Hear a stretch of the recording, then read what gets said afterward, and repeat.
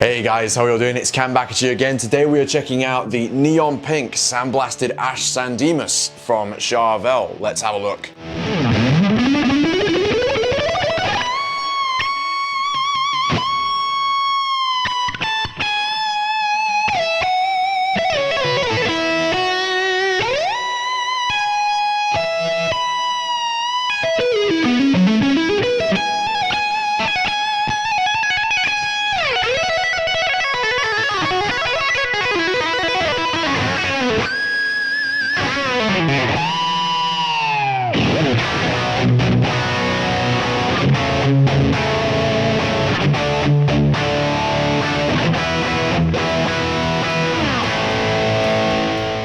In this video, I'm not going to beat around the bush. This is a fantastic guitar. I want to say thanks very much to Charvel for sending this to me. I shall cherish this forever. It's a monster. Thank you very much. Before we get into the specs, first thing I'll say is this isn't strictly a brand new guitar. It was launched at Summer NAMM 2020, but given the pandemic, Brexit, and the fact that I'm in the UK, it's just taken a while to get here. And by gum, I'm glad it's here now. This is the second in the sort of sandblasted ash range from Charvel that I suspect they're going to be carrying on with. The first guitar I demoed was Old Yeller. It was a yellow variation of this, and I still have it. In fact, I'm going to go and get it. Here it is, Old Yeller. Definitely a killer guitar in my collection. I really like it a lot. It certainly screams, I'm here.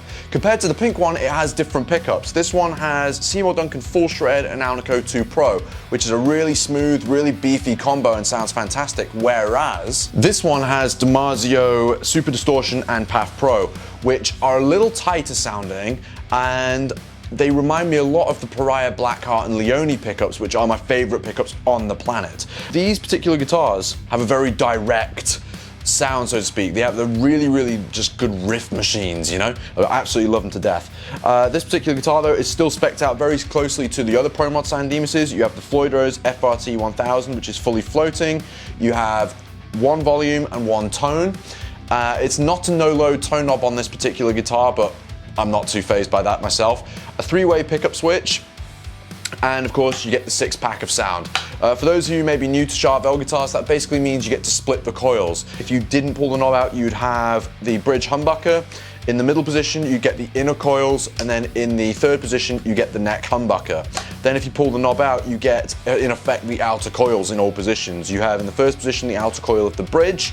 In the middle, you get the outer coils of both pickups. Any Metallica fans out there, that is Enter Sandman intro nailed. Definitely give that a look if that's something you're doing. Then in the outer position, you have the outer coil of the neck pickup. So you get all round a ton of different tones, and they're all really useful. So definitely give it a look if it's something that you are interested in. Now the neck. We have a beautiful satin finished maple neck with rolled fingerboard edges, a huge slab of ebony for the fingerboard, 22 jumbo frets, a compound radius stretching from 12 to 16 inches, and that's it. Really low maintenance rock machine. For those of you who like to nerd out about these guitars and want to know some real details, I'm going to let you in on something. The neck profiles you'll see on the website for every guitar Charvel make, more or less, they say speed neck profile.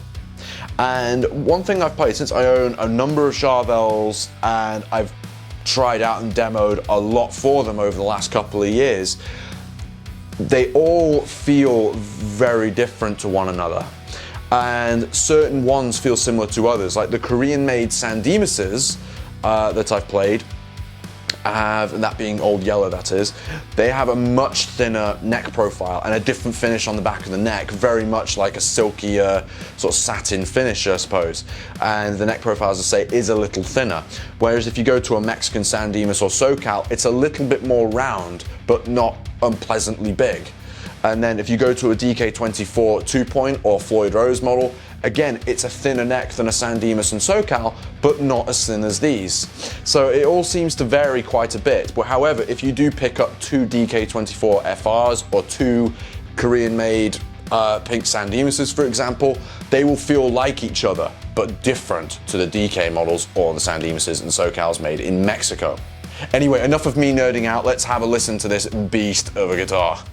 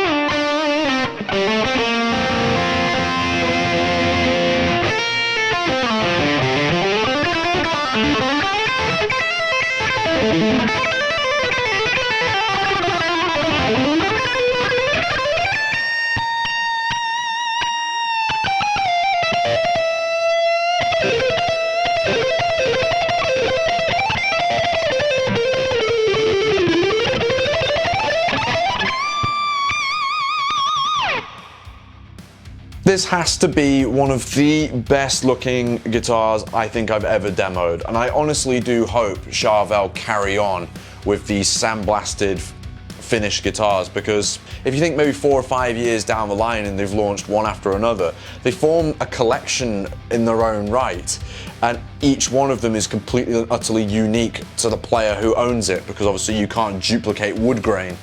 And honestly, what can I say? Charvel, keep doing what you're doing with these ones. You're onto something here. It's really, really nice. I love it. Thanks very much for watching this demo, you guys. I hope you've liked what you've seen. Please make sure you like and subscribe if you enjoyed the video. Stick around. There are more lessons coming at the channel and more gear reviews. I've got 2 more guitars to demo that I haven't shown you yet. And there's tons and tons of stuff coming down the line. It's just I've got other stuff going on outside of YouTube at the moment that's eating my time up, teaching and a bunch of other film work things that I've got to get onto. In the meantime, take care. Thank you so much for watching this video, and I'll catch you again in the next one. Bye bye.